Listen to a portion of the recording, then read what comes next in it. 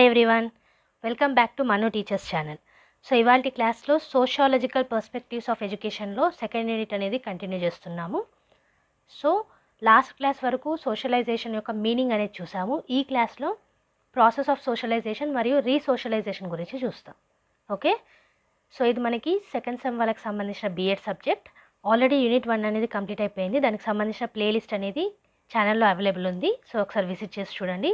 మనకి ఎప్పుడు కూడా Unit-1 ప్లేలిస్ట్లోనే సిలబస్ వీడియో కూడా ఉంటుంది. Okay, so coming to today's class, ఈ మొత్తం నోట్స్ కూడా మీకు కింద డిస్క్రిప్షన్ బాక్స్లో అండ్ కామెంట్ సెక్షన్లో PDF రూపంలో ఉంటుంది. అక్కడ నుంచి ఫ్రీగా డౌన్లోడ్ చేసుకోవచ్చు. సో ఈ నోట్స్ మీకు నచ్చినట్టయితే, అలాగే వీడియోలో ఎఫర్ట్స్ మీకు నచ్చినట్టయితే వీడియోని లైక్ చేయకుండా వెళ్ళకండి. కొత్తగా ఛానల్ని విజిట్ చేసిన వాళ్ళు సబ్స్క్రైబ్ చేసుకోండి. ఓకే, సో మీ లైక్స్ కానివ్వండి, సబ్స్క్రిప్షన్స్ కానివ్వండి, కామెంట్స్ కానివ్వండి మాకు ఎంకరేజింగ్గా ఉంటుంది. సో వీలైనంత వరకు కామెంట్స్కి మేము రిప్లై ఇస్తూనే ఉన్నాము అండ్ వీలైనంత వరకు మీ సజెషన్స్ అనేటివి కూడా మేము పాటిస్తున్నాం. So like, share, subscribe and comment. Okay, so coming to the class, ఇవాళ ప్రాసెస్ ఆఫ్ సోషలైజేషన్ దీని గురించి స్టార్ట్ చేద్దాం. Process of socialisation can be classified as transmission process, interaction process. So ఈ సోషలైజేషన్ అంటే ఏంటి అనే మీనింగ్ మనము లాస్ట్ క్లాస్లో చూసాము. దాని కంటిన్యూషన్ ఇది. అది చూడలేదంటే కనుక చూసిన తర్వాత ఇది కంటిన్యూ చేయండి, అప్పుడు మీకు ఇది కనెక్షన్ అనేది అర్థమవుతుంది. ఓకే, సో ప్రాసెస్ ఆఫ్ సోషలైజేషన్లో మనకి రెండు క్లాసిఫికేషన్స్ ఉన్నాయి, which are transmission process and interaction process. Okay, socialization process is of 2 ways. Socialization జనరల్గా మనకి 2 waysలో ఉంటుంది ప్రాసెస్ అనేది. అదేంటంటే కాన్షియస్ సోషలైజేషన్, ఇంకోటి అన్కాన్షియస్ సోషలైజేషన్. వాటి గురించి చూద్దాం. సో నెక్స్ట్ ట్రాన్స్మిషన్ ఇంటరాక్షన్ చూద్దాం. ఓకే, సో కాన్షియస్ సోషలైజేషన్ అంటే cleanliness, time management, obedience, discipline, language skills, learning etcetera are examples. So ఇక్కడ మీరు క్లీన్లీనెస్ కానివ్వండి, మీరు టైం మేనేజ్మెంట్ కానివ్వండి, మీరు ఒబీడియన్గా ఉండడము, డిసిప్లిన్గా ఉండడము, లాంగ్వేజ్ స్కిల్స్ కానివ్వండి, లెర్నింగ్ కానివ్వండి, మీ అంతటి మీరు నేర్చుకుంటున్నారు, అది కూడా ఫుల్ మైండ్ పెట్టి. అవునా? సో ఇవి ఎగ్జాంపుల్స్లా తీసుకోవచ్చు. ఇవన్నీ కూడా మనకి సోషలైజేషన్కి యూజ్ అవుతాయి కాబట్టి కాన్షియస్ సోషలైజేషన్ కిందకి వచ్చింది. ఓకే, సో అన్కాన్షియస్ సోషలైజేషన్ చూసుకున్నట్టయితే imitating with role models, sports person, film stars etcetera are examples. ఇక్కడ మనకి తెలియకుండానే ఒకరిని మనం ఇమిటేట్ చేస్తాం. ఓకే, మన రోల్ మోడల్స్ కానివ్వండి, స్పోర్ట్స్ పర్సన్స్ కానివ్వండి, ఫిలిం స్టార్స్ కానివ్వండి, తెలియకుండానే వి ఇమిటేట్ దెమ్. సో ఇవి అన్కాన్షియస్ సోషలైజేషన్ కిందకి వస్తాయి. ఓకే, సో నెక్స్ట్ ఇప్పుడు process of socialization, transmission process, interaction process అని నేర్చుకున్నాం కదా, వాటి గురించి చూద్దాం. సో ఇక్కడ చూసినట్టయితే socialization as transmitting process. Transmitting process లాగా సోషలైజేషన్ ఎలా ఉంది అనేసి చూద్దాం. సొరకిన్ ఏం చెప్పారు అని అంటే, socialization is the process of transmission of cultural meanings which transforms the biological individual into a social being. So Sorokin ప్రకారంగా సోషలైజేషన్ ఏంటంటే కల్చరల్ మీనింగ్స్ని ట్రాన్స్మిట్ చేయడం. ఓకే, సో దట్ బయాలజికల్గా మనం ఇండివిజువల్ లాగానే పుడతాము, ఆ తర్వాతనే సోషల్ బీయింగ్ అవుతాం. సో ఆ ప్రాసెస్ జరగడమే సోషలైజేషన్ అనేసి అంటున్నారు, అంటే transmitting the cultural meanings. Okay, so మనకి సొరకిన్ ఇంకొక డెఫినేషన్ కూడా ఇచ్చారు. Socialisation is the process of internalisation of biological and cultural factors. So మనకి బయాలజికల్ ఫ్యాక్టర్స్ ఉన్నాయి, కల్చరల్ ఫ్యాక్టర్స్ ఉన్నాయి. పుట్టగానే బయాలజికల్ ఫ్యాక్టర్స్ అనేవి ఉంటాయి, మెల్లమెల్లగా సోషలైజేషన్ అవ్వడం ద్వారా కల్చరల్ ఫ్యాక్టర్స్ కూడా వస్తాయి. సో వాటి యొక్క ఇంటర్నలైజేషనే సోషలైజేషన్ ప్రాసెస్ అని కూడా అంటున్నారు. Okay, thus in the transmitting process of socialization the child receives traditional values, culture as it is. Here child is passive. Okay, so ఇక్కడ ఏమంటున్నారంటే ట్రాన్స్మిటింగ్ ప్రాసెస్ ఆఫ్ సోషలైజేషన్లో పిల్లలకి ట్రెడిషనల్ వాల్యూస్తో పాటుగా కల్చర్ అనేది ఎలా ఉన్నదో అలాగే నేర్చుకుంటారు. అండ్ ఇక్కడ పిల్లలు ప్యాసివ్ అనమాట, యాక్టివ్గా ఉండరు. సో ఎలా ఉందో అది నేర్చుకోవడం తప్పించి యాక్టివ్గా పాల్గొనరు. అందుకే ఇక్కడ సోషలైజేషన్ యాజ్ ట్రాన్స్మిటింగ్ ప్రాసెస్లో పిల్లలు ప్యాసివ్. ఓకే, మరి ఇంటరాక్టివ్ ప్రాసెస్ ఏంటో చూద్దాం. బ్రౌన్ FJ గారు ఏమన్నారంటే, socialisation is defined as an interacting process between the individual and his or her total environment through which the individual becomes a person. So ఒక individual పర్సన్గా మారే ప్రాసెస్లో తన చుట్టూ ఉన్న ఎన్విరాన్మెంట్ తోటి ఇండివిజువల్ ఎలా ఇంటరాక్ట్ అవుతున్నారు అనేది ఇంటరాక్టివ్ ప్రాసెస్ అని అంటున్నారు. ఎవరు? Brown FJ. ఓకే, లిన్స్బర్గ్ గారు ఏమన్నారంటే, the process of interaction through which an individual learns the habits, skills, beliefs and standards of judgment are collectively called socialization. So, as a individual habits కానివ్వండి, skills కానివ్వండి, beliefs కానివ్వండి, మీరు judgement చేసేటప్పుడు standards కానివ్వండి, ఇవన్నిటిని interaction ద్వారా నేర్చుకోవడమే socialisation అనేసి లిన్స్బర్గ్ గారు అంటున్నారు. Thus, in the interactive process of socialization, the child cannot receive traditional values, culture. Here he receives according to his own and the child is active in this process. So మనకి transmitting ప్రాసెస్లో చైల్డ్కి values కానివ్వండి, culture కానివ్వండి as it ఈస్గా నేర్పిస్తున్నాం. అక్కడ child passive ఉంటారు. But interactive ప్రాసెస్లో child ఇక్కడ యాక్టివ్గా ఉంటారు, ఇంటరాక్ట్ అవుతారు కాబట్టి. సో ఇక్కడ ఏంటంటే వాల్యూస్ కానివ్వండి, కల్చర్ కానివ్వండి ట్రెడిషనల్గా ఉన్నవి కాదు, వాళ్ళకి ఏదైతే అర్థమవుతుందో, వాళ్ళు ఎలా అయితే పర్సీవ్ చేస్తున్నారో దాన్ని నేర్చుకుంటారు అనమాట.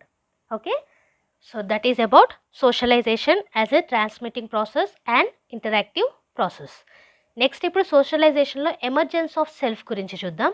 The genesis of self is accomplished through socialization and goes through 4 stages. So మనకి జెనసిస్ ఆఫ్ సెల్ఫ్ అంటే సో మన డిజైర్స్ ఏంటి, మనం సోషల్ బిహేవియర్ ఎలా ఉంది, ఇది జెనసిస్ ఆఫ్ సెల్ఫ్ కిందకు వస్తుంది. సో ఇది ఎలా అకంప్లిష్ అవుతుంది అని అంటే సోషలైజేషన్ ద్వారా.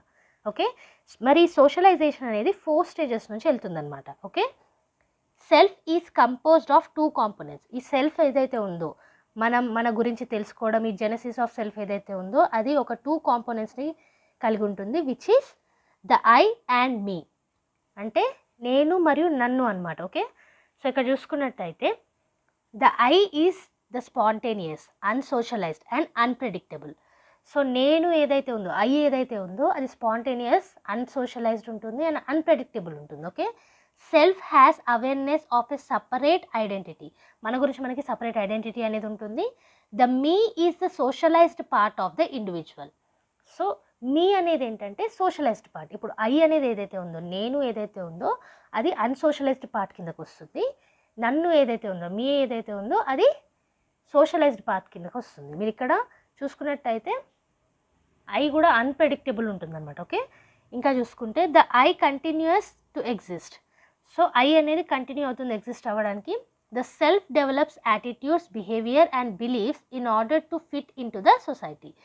సో మనం యాటిట్యూడ్ కానివ్వండి, బిహేవియర్ కానివ్వండి, బిలీఫ్స్ కానివ్వండి వీటిని డెవలప్ చేసుకుంటాము, ఎందుకు, సొసైటీలో ఫిట్ అవ్వడానికి. సో అదే ఇక్కడ చెప్తున్నారు. అంటే ఏంటంటే మనకంటూ ఒక సపరేట్ బిహేవియర్ అనేది ఉంటుంది, అది అన్సోషలైజ్డ్ ఉంటుంది, అన్ప్రెడిక్టబుల్ ఉంటుంది.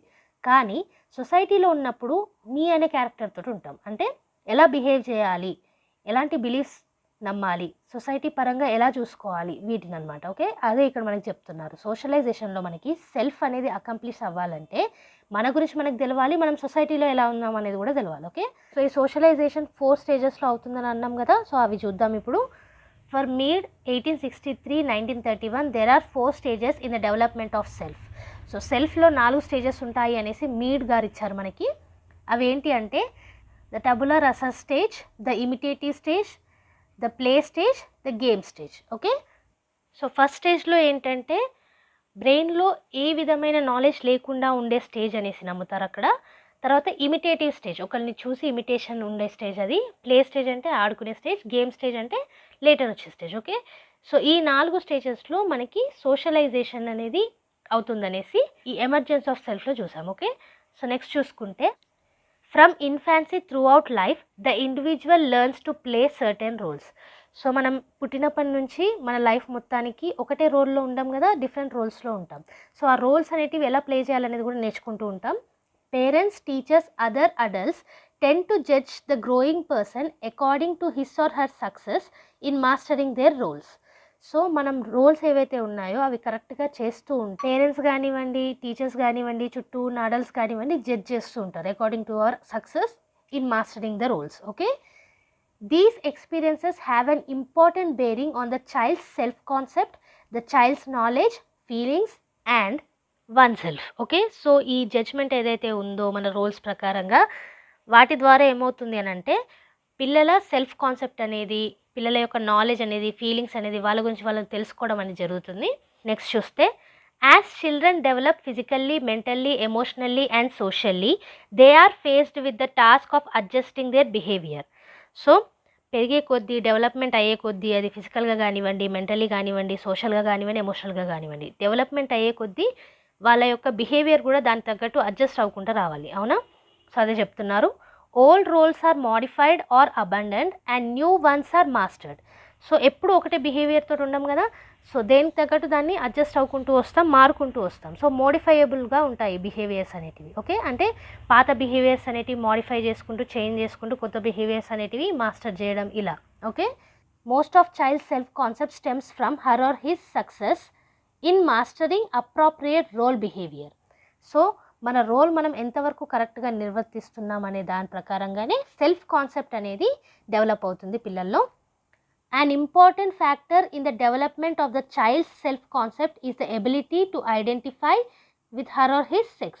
సో ఈ సెల్ఫ్ కాన్సెప్ట్ అనేది డెవలప్ అవ్వడానికి ఒక ఇంపార్టెంట్ ఫ్యాక్టర్ ఏంటంటే పిల్లలు వాళ్ళ యొక్క సెక్స్ని కరెక్ట్గా ఐడెంటిఫై చేయడం, మేల్ ఫీమేల్ అనమాట. Okay, children must identify with their own sex long before they enter school enter అవ్వకముందే సో వాళ్ళు మేలా ఫీమేలా అనేది ఐడెంటిఫికేషన్ అనేది ఉండాలి. సో దాంతో వాళ్ళకి సెల్ఫ్ కాన్సెప్ట్ అనేది బిల్డ్ అవుతుంది. Okay, Allport is of the view that personality development is ultimately related to the concept of self.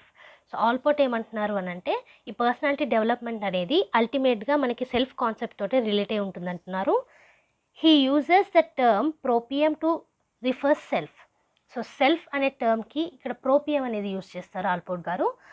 It includes all aspects of personality that make for internal unity. Proprium ఏదైతే ఉందో అందులో అన్ని aspects of personality అనేది involve అయి ఉంటాయి. So ఇది internal unity కిందకు వస్తుంది. According to Allport, an individual does not have a fully developed sense of self or ego until she or he reaches the middle age. So Alport ప్రకారం ఏంటంటే ఇండివిజువల్కి తనేంటి, తన ego ఏంటి, తన సెల్ఫ్ ఏంటి అనేది మిడిల్ ఏజ్ వచ్చేంత వరకు ఫుల్గా తెలుసుకోరు అనేసి అంటున్నారు. Okay, Allport outlines 8 steps in the development of the self commencing from infancy to adulthood. So infancy నుంచి అడల్ట్హుడ్ వరకు 8 స్టెప్స్ అనేటివి ఇచ్చారు సెల్ఫ్ గురించి తెలుసుకోవడానికి. ఓకే, ఎవరు?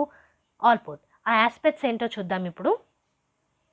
సో మనకి ఇక్కడ aspects of the self Alport గారు ఇచ్చిన ప్రకారంగా డెవలప్మెంట్ పీరియడ్ ఇచ్చారు, self characteristic and personality function. Okay, so first ఇయర్లో మనకి ఇన్ఫాన్సీ నుంచి అడల్ట్హుడ్ వరకు ఫస్ట్ ఇయర్లో ఏంటంటే బాడీలీ సెల్ఫ్, మన బాడీ యొక్క అవగాహన అనేది ఉంటుంది. Sensation, perception of physical pains, pleasures and limitations.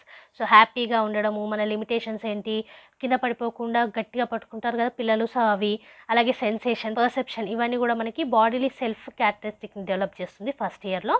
Second ఇయర్లో చూసుకున్నట్టయితే సెల్ఫ్ ఐడెంటిటీ వస్తుంది. Continuity of experience made possible through language. So ఇక్కడ లాంగ్వేజ్ ద్వారా ఎక్స్పీరియన్స్ అనేది తీసుకుంటాం మనం self identity. So next stage చూసుకుంటే థర్డ్ ఇయర్, ఇక్కడ సెల్ఫ్ ఎస్టీమ్ అనేది బిల్డ్ అవుతుంది. Pride in accomplishment, independence and negativism. So ఇక్కడ నెగటివిజం అనే కాన్సెప్ట్ వస్తుంది, ఇండిపెండెంట్గా ఉండడం వస్తుంది. అలాగే ప్రైడ్ ఇన్ అకంప్లిష్మెంట్, మీరు ఏదైనా సాధిస్తే దాంట్లో ప్రైడ్ అనేది తీసుకోవడం.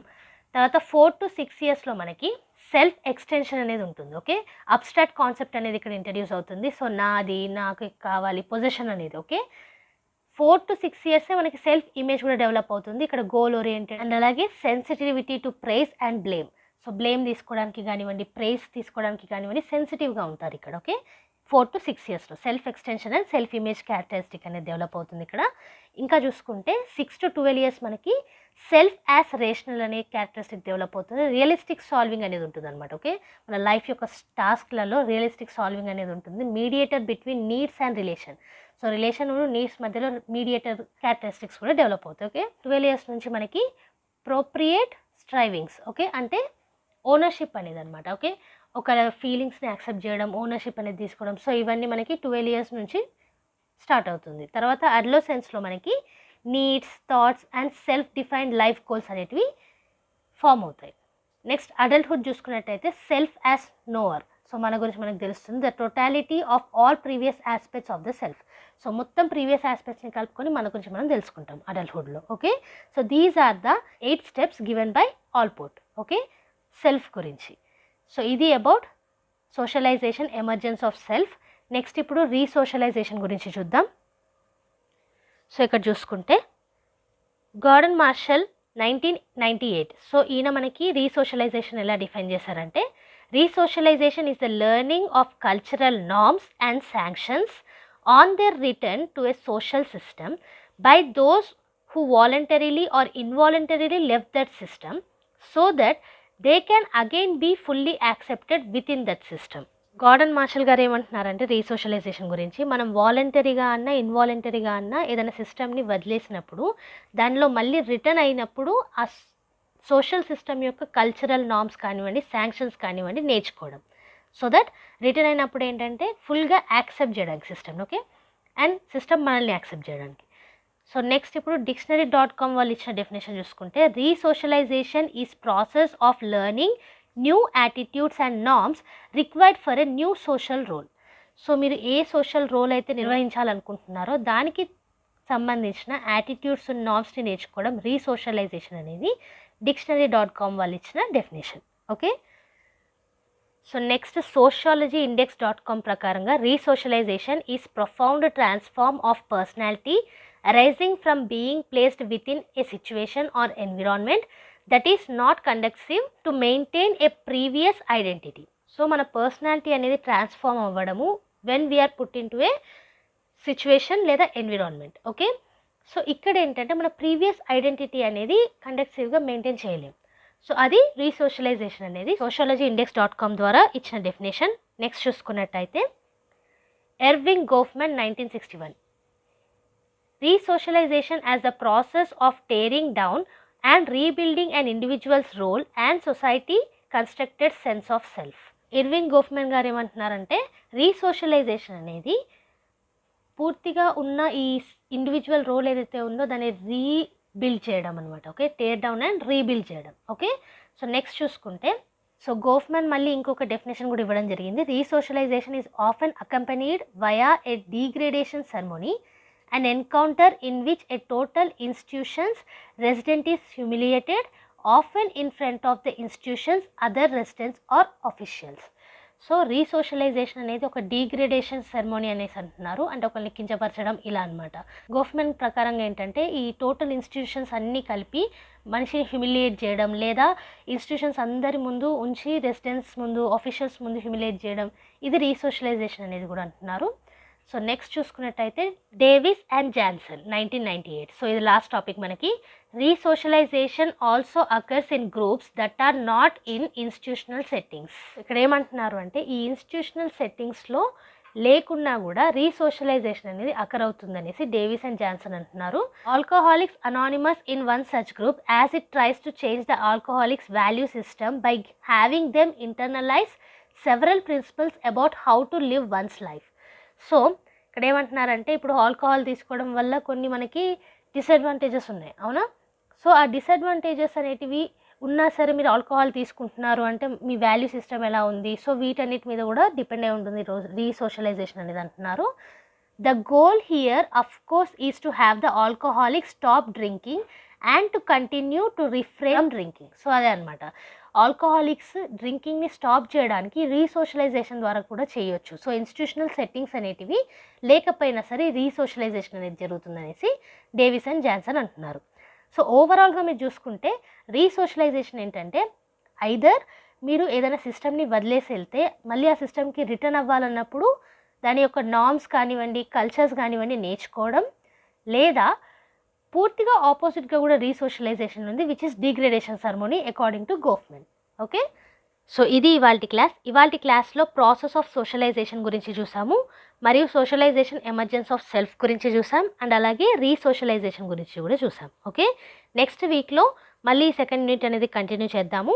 సో ఆ వీడియో మీకు నోటిఫికేషన్ రావాలంటే సబ్స్క్రైబ్ చేసుకొని పక్కనే ఉన్న బెల్ ఐకాన్ ప్రెస్ చేయండి. Every Tuesday and Friday regular videos అనేవి అప్లోడ్ చేస్తాము. బోనస్ వీడియోస్ ఎప్పుడైనా రావచ్చు.